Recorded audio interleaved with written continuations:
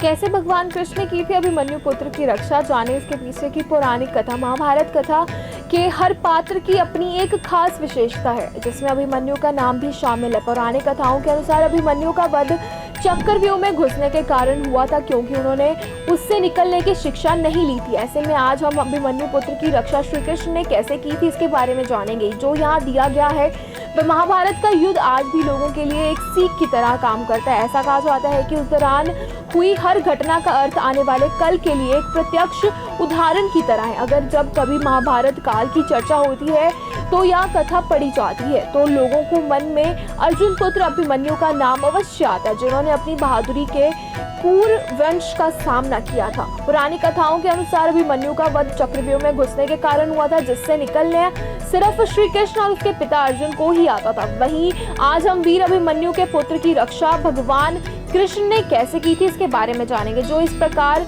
पकोबतायद्रा और अभिमन्यु के पुत्र राजा परीक्षित पांडवों के एकमात्र उत्तराधिकारी थे। ग्रंथों और पुरानी कथाओं के अनुसार अश्वत्थामा ने ब्रह्मास्त्र चलाकर उत्तरा के गर्भ में पल रहे शिशु यानी अभिमन्यु के बेटे को मारने की कोशिश की थी। हालांकि उसके इस प्रयास को भगवान कृष्ण ने निरर्थक साबित कर दिया था। दरअसल मुरलीधर ने ब्रह्मास्त्र के प्रभाव को बेअसर कर दिया था और अपनी पूर्ण शक्तियों का प्रयोग कर उस शिशु को जीवन दान दिया था। पांडवों के बाद राजा परीक्षित को हस्तिनापुर का सिंहासन मिला था, जिन्होंने न्यायपूर्ण उस राज्य का शासन किया और उस शांति का स्थापन भी किया।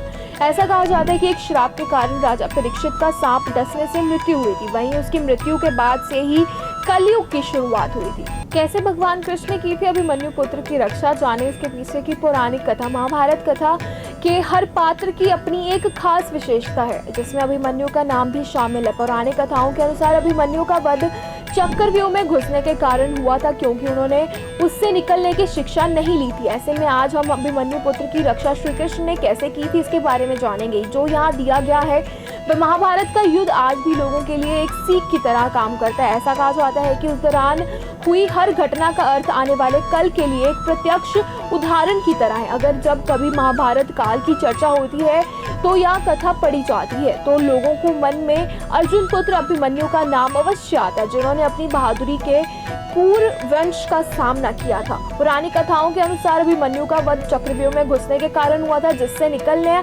सिर्फ श्री कृष्ण और उसके पिता अर्जुन को ही आता था। वहीं आज हम वीर अभिमन्यु के पुत्र की रक्षा भगवान कृष्ण ने कैसे की थी इसके बारे में जानेंगे। जो इस प्रकार पकोबतायद्रा और अभिमन्यु के पुत्र राजा परीक्षित पांडवों के एकमात्र उत्तराधिकारी थे। ग्रंथों और पुरानी कथाओं के अनुसार अश्वत्थामा ने ब्रह्मास्त्र चलाकर उत्तरा के गर्भ में पल रहे शिशु यानी अभिमन्यु के बेटे को मारने की कोशिश की थी। हालांकि उसके इस प्रयास को भगवान कृष्ण ने निरर्थक साबित कर दिया था। दरअसल मुरलीधर ने ब्रह्मास्त्र के प्रभाव को बेअसर कर दिया था और अपनी पूर्ण शक्तियों का प्रयोग कर उस शिशु को जीवन दान दिया था। पांडवों के बाद राजा परीक्षित को हस्तिनापुर का सिंहासन मिला था, जिन्होंने न्यायपूर्ण उस राज्य का शासन किया और उस शांति का स्थापन भी किया।